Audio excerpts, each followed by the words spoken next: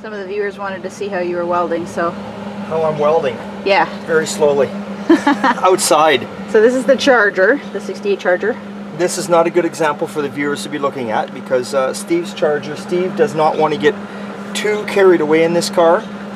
Actually, if you guys have been watching the videos, you've seen that I've showed you how this car is just looks like someone's taking a ball beam hammer from one end to the next. And the reason we're fixing the rust right here is this car came out of Texas. So because it came out of Texas, it needs to go through a vehicle inspection. And I am a licensed vehicle inspector, but my shop's not licensed, but I know what to do and what they look for. So because of that fact, you cannot have protruding rust. And what this car had was in the lower section on the quarter in front of the wheel and behind the wheel, it was all rotten and it was just hanging out, and you can't have that. Now you can have all the dents you want to go through inspection. There ain't fuck all they can say about that.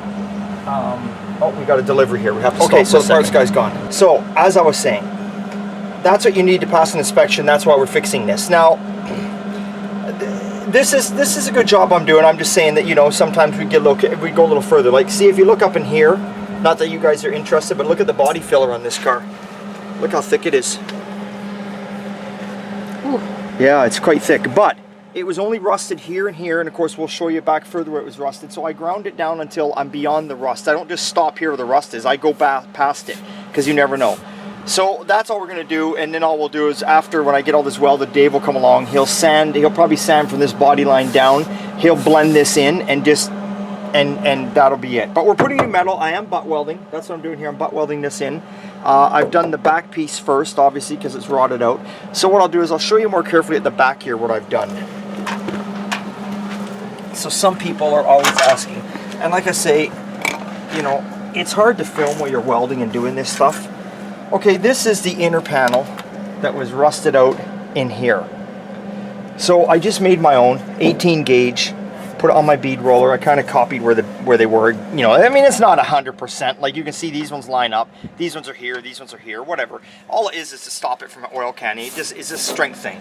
So I kind of just made this patch panel up. I cut it across here, butt welded it on, and came down. All I got to do is cut a hole in here now and put the rubber grommet in there for washing it out. So that's kind of what I did there. What you see on here right now is my weld through, like I've shown you many times before, my weld through primer. I put that on there. What I'll do is, before I put the quarter panel piece on, what I'll do is what you see much right here, my rubberized texture spray, which I did here, you can sort of see. I'll spray that in there, because you're never going to get back in there when it's together. So I'll spray that in there, and that's about it. I mean, I made this little piece on the back here. This was gone. I don't really know what to tell you guys. I wish I really could explain this to you. I'm not very good at teaching. This piece here, I've got all the bead rollers, the brakes, and all that stuff here. We spent the money, we got the stuff. But this piece, actually, I just made it myself. It's just a matter of bending it a little bit on my kneecap here and there, and that's what I did. Sometimes, you know, I'm very old school because I never had a lot of money when I was starting to do this business. So I would use landscape ties or bricks, or I would grab a piece of exhaust tubing, weld like a pipe on the end of it. Like you could weld, like if this was exhaust tubing, you could weld like a pipe on it there, clamp the pipe in your vise, and you could bend over that too. There's all sorts of different ways of doing it, and I have lots of that stuff kicking around because I could never afford the fancy stuff.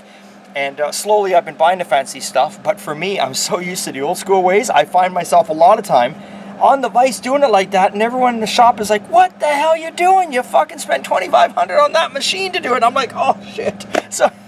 But you do it quicker over your knee. Like this corner piece here, he had that done before I could go get the camera.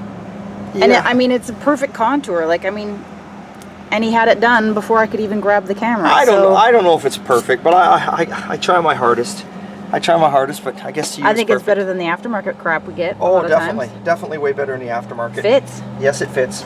Hang on to pieces like this when you cut them out. Take lots of measurements before you cut it out. That's another thing I can suggest, is take lots of measurements, make sure, and then cut it out, and always hang on to it. It's good. It's good to, you know, just to make sure you get the right bends. Like, you know, I had to bend all this, had to be bent on here. So you have to make sure you get all the right bends. And sometimes it's handy just to show that to the customer himself, because sometimes these guys don't understand what's entailed. They think, guys will think that, oh yeah, you're just going to cut that out, weld the patch in there, you'll be done in a couple hours. No, I don't fucking think so. You know, not unless you just want me to zip, zip, zip, cut it like that, scap a piece in there, spot, spot, spot, who cares, layer it with Bondo, like it looks like somebody's done here, and call it a day.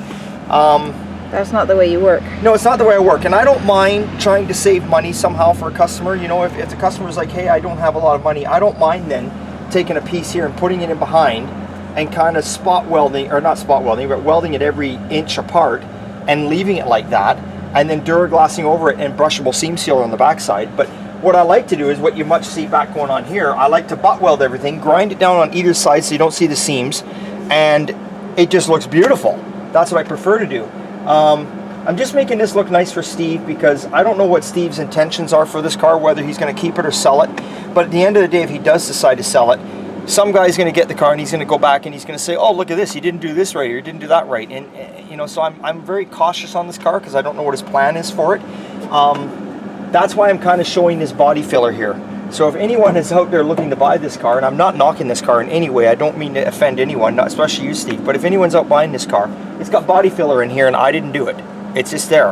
And Steve's not about to pay me to grind all the body filler out to find out what's going on. He doesn't want to. So, I mean, it's not rusted.